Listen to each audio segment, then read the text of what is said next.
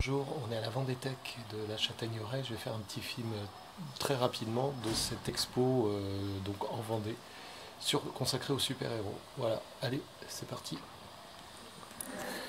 Hop. Alors on commence par ici. Donc quelques panneaux à l'entrée et on arrive à l'entrée du lieu.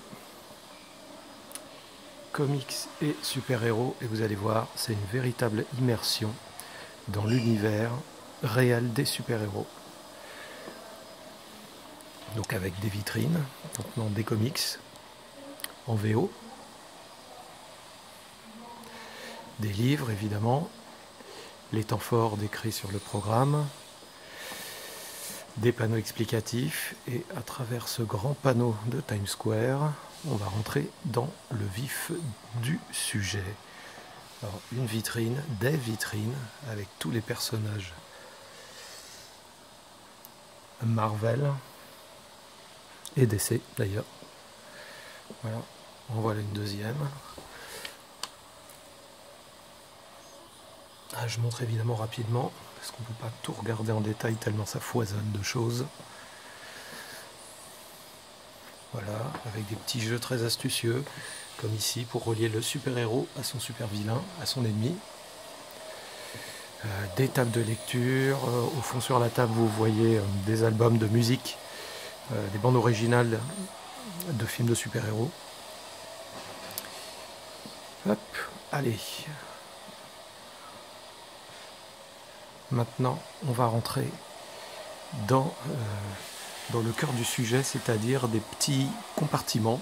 On peut rentrer dans l'univers concret, dans l'intimité des super-héros. On commence ici, chez Tony Stark, alias Iron Man, au 93e étage de la Stark Tower. Voilà, vous voyez, rien n'a été laissé au hasard. Alors il y a un écran ici qui n'est pas en marche, mais il y a des films, des extraits de films qui sont projetés. Ici, nous allons rentrer dans l'univers d'un jeune adolescent new-yorkais, Peter Parker, alias Spider-Man.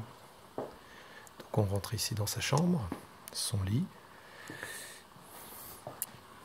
au 20 Ingram Street, New York, chambre de Peter Parker, avec quelques temps forts des comics.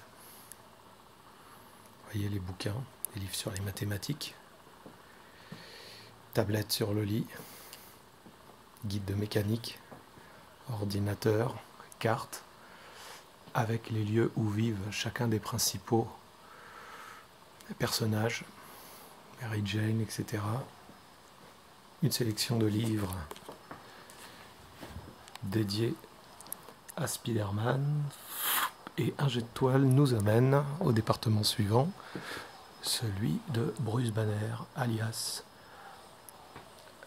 Hulk, et où son laboratoire est retranscrit. Et derrière un mur fracassé, Hulk, d'après un dessin de Del Keown, si je ne m'abuse.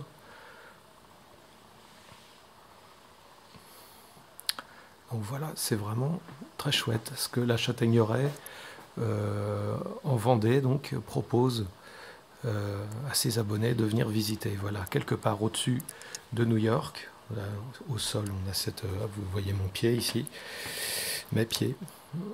Pour vous donner une échelle, voici Thor, et on continue avec Captain America.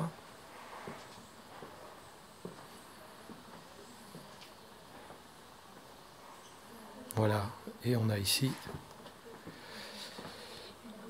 une sorte de petit bureau, le quartier général de Steve Rogers sur le front. Hop, on sort de chez Captain America pour rentrer chez Diana Prince, alias Wonder Woman, au large de l'île de Themyscira.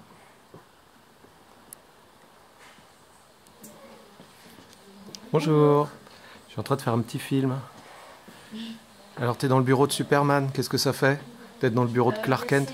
C'est un honneur. C'est un honneur, hein. C'est un honneur pour moi. Pique lui ses lunettes, ça vaut une fortune à mon avis, tu peux les revendre sur eBay. Et on termine ici avec le sous-sol du manoir Wayne, chez notre ami milliardaire Batman. Là aussi quelques temps forts, panneaux présentation, et en quelques couvertures retracées. Voilà. Et au fond, on a quoi? La Batmobile. Et tout ça, on le doit au travail des équipes des Vendétech, c'est-à-dire les médiathèques de Vendée. Et on peut voir cette expo jusqu'à fin février 2018. Donc avis aux gens qui seraient dans le coin, c'est l'occasion de passer. Et moi, je vais rejoindre les jeunes avec qui je vais terminer un atelier de bande dessinée sur le thème des super-héros, commencé hier et qui se termine aujourd'hui.